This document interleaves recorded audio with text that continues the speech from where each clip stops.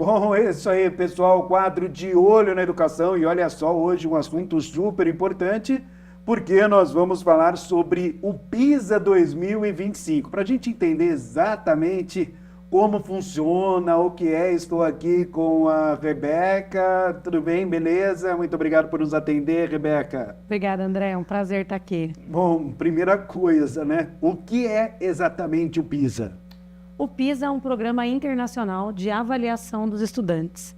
Então, é um programa que é realizado em 81 países ao redor do mundo, que vai fazer uma avaliação de como está o nível de aprendizado dos alunos.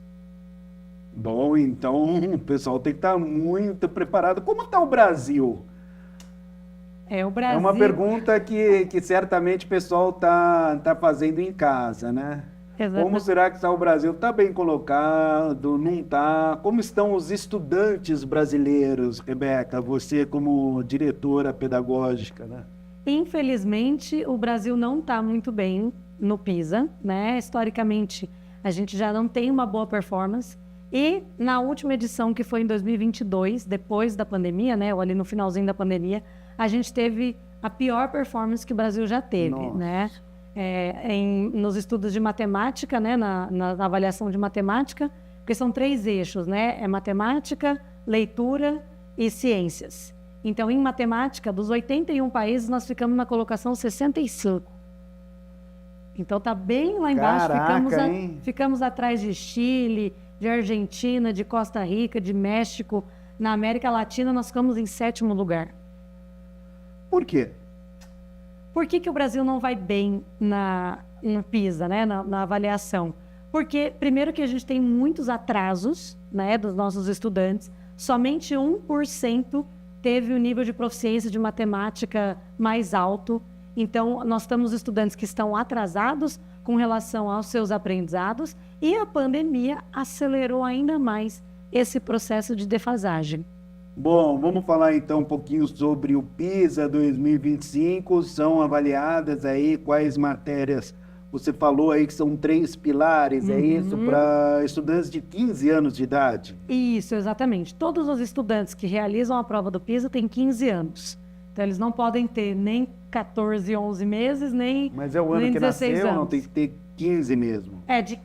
De 15 anos até 15 anos e 11 meses, Perfeito, né? perfeito. Então, é o ano que eles nasceram ali, na época que é feita a avaliação. Então, eles são separados. A prova do PISA não é uma prova obrigatória para todas as escolas, porque aí demandaria muito, né, de 81 países. Então, ela é feita por amostragem. A OCDE, que é a Organização do Desenvolvimento, né, Mundial, se junta com os governos locais, aqui no Brasil com o INEP, para selecionar essas escolas. Então, ele é feito por amostragem.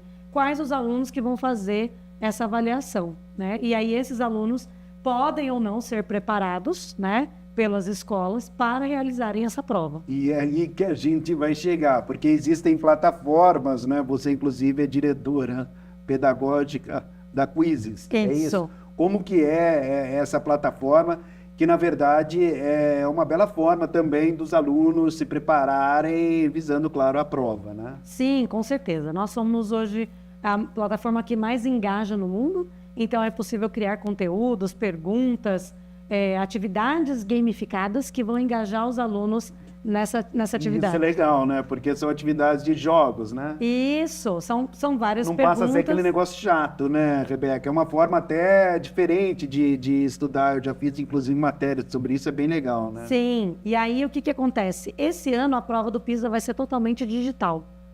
Então, a OCDE disponibiliza os tablets, né, os computadores que vão ser utilizados na avaliação, e essa prova vai ser totalmente digital. E no Quizzes, nós somos a única plataforma que tem todos os tipos de pergunta. O que é tipos de pergunta? É uma pergunta de múltipla escolha, é uma pergunta aberta, é uma pergunta de categorizar, é uma pergunta de relacionar coisas. Então, os alunos vão estar, além de praticar o conteúdo, eles também vão estar praticando a forma de realizar a prova. O legal do PISA é que ele não é uma prova que vai avaliar conteúdo. Ele não vai querer saber se o aluno sabe equação de segundo grau. Ele vai querer saber se o aluno consegue pensar de uma forma lógica, se ele consegue resolver um problema usando o pensamento crítico. Então, ele é baseado muito mais no raciocínio do que no conteúdo A, B, C, né? Então, isso também é uma dificuldade para o Brasil. Nós ainda somos muito tradicionais na educação, trazendo muito conteúdo, né? O que a gente chama de conteudistas. Ao invés da gente ensinar o aluno a pensar, a gente está ensinando ele o que ele precisa decorar, né? E o PISA hoje traz uma diferenciação. Então, ele traz... Não, a gente precisa ensinar o aluno a pensar. Ele precisa pensar criticamente, que ele precisa pensar logicamente.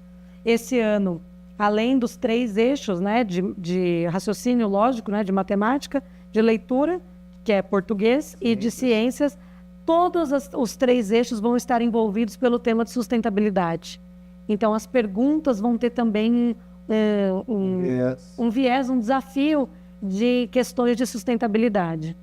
Bom, então o tema ele já é conhecido. Uhum. O que facilita também para os alunos ou não?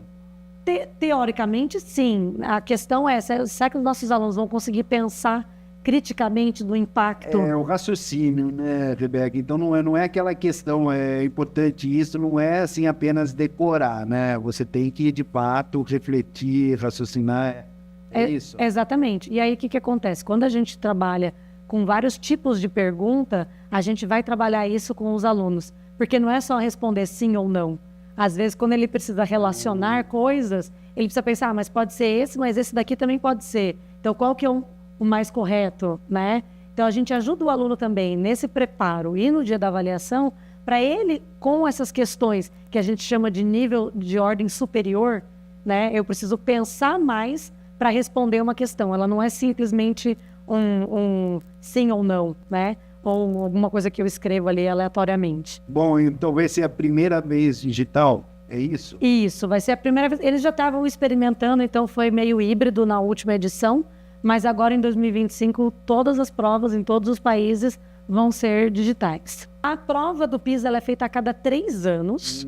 3 anos, então não acontece todos os anos. Não, porque ela exige muito preparo, muito desenvolvimento. E depois, na correção, eles fazem uma avaliação muito completa de cada país. Então, o resultado, que vai sair só no ano que vem, então demora 1 ano para sair o resultado. Ah, é 1 ano? Ele sai só no ano que vem. Ele vai fazer um comparativo de como que cada país está no ranking de educação básica, né? Então, a gente pega o Brasil em relação ao Chile, o Brasil em relação à Europa. E esse ano, especificamente, o governo sempre liberava por regiões. Agora vai ser liberado o resultado por estado. Então, cada estado vai poder se comparar com outros estados e com outros países. Qual o melhor estado do Brasil em termos de pontuação, em termos de resultado? No PISA, a gente não tinha esse dado anteriormente. Vai ser o primeiro ano que a gente vai ter um resultado por estado. Por região, quem tinha a melhor performance era a região sul. A região sul, Paraná, Santa Catarina e Rio Grande do Sul tinham o melhor resultado em comparação com o resto do Brasil. Bom, é uma prova certamente muito importante, né, Rebeca? Porque avalia justamente como está a educação nos países, né? Você encara assim também? Sim, eu acho que é difícil a gente avaliar com uma prova só, mas ela é uma métrica que ajuda a gente a entender como que está indo a educação básica, né? É uma prova que é feita com alunos de escolas públicas e privadas, que também mostra como que está essa defasagem. No Brasil, o que apontou a maior defasagem foi a relação entre escolas particulares e escolas públicas. Muita diferença. Muita diferença. Por quê? Porque durante a pandemia, as escolas particulares tinham os recursos para manter os seus alunos engajados, ativos no seu aprendizado. Já a escola pública demorou um pouco mais para entrar nesse ritmo. Então, hoje a gente percebe que os alunos de escola particular, eles, por mais que ainda tenham defasagens na aprendizagem, eles estão acima, né, num quesito de aprendizado do que os alunos de escola pública, que é um tremendo desafio para as instituições de governo.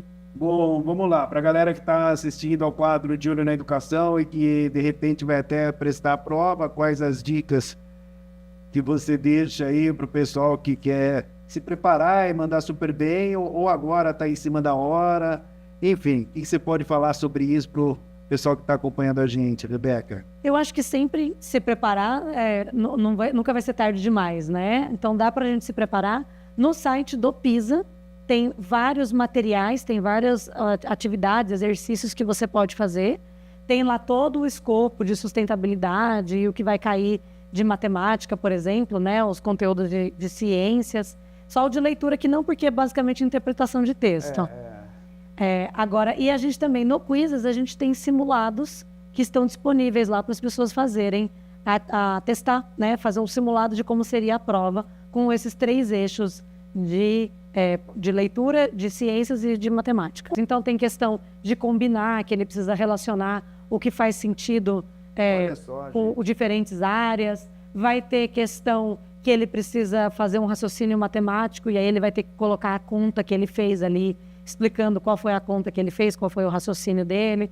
Ele vai ter questões de interpretação de texto, que ele vai ter que desenvolver uma resposta. Essa pega bastante gente, né? As pessoas acham que é fácil, mas pega bastante gente, né? Infelizmente, o Brasil é um país que lê pouco, né? Os alunos leem pouco. Você pegou ponto-chave mesmo, né? E aí, quando a gente lê pouco, totalmente, né? a gente não consegue fazer a interpretação de texto.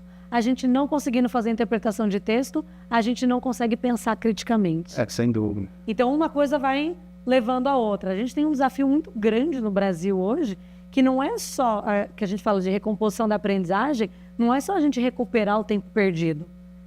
Vamos enfiar a aula nos alunos, vamos colocar um monte de atividade. Não é isso que é a recomposição da aprendizagem. A recomposição da aprendizagem é a gente reconstruir essas falhas, né, que ficaram por conta da pandemia, até por conta de outras coisas. Então, é a gente trazer isso de volta para a sala de aula e ajudar os nossos alunos a pensarem criticamente, a terem vontade de aprender. A gente vê uma baixa motivação. Isso é um dos motivos do Brasil ter um desempenho ruim no PISA, é que existe uma baixa motivação dos alunos para engajarem com seus aprendizados. Boa, então vamos lá, Rebeca, suas considerações finais aqui no quadro De Olho na Educação, por favor. Queria agradecer a oportunidade, né, de estar aqui, de compartilhar um pouquinho mais sobre o PISA.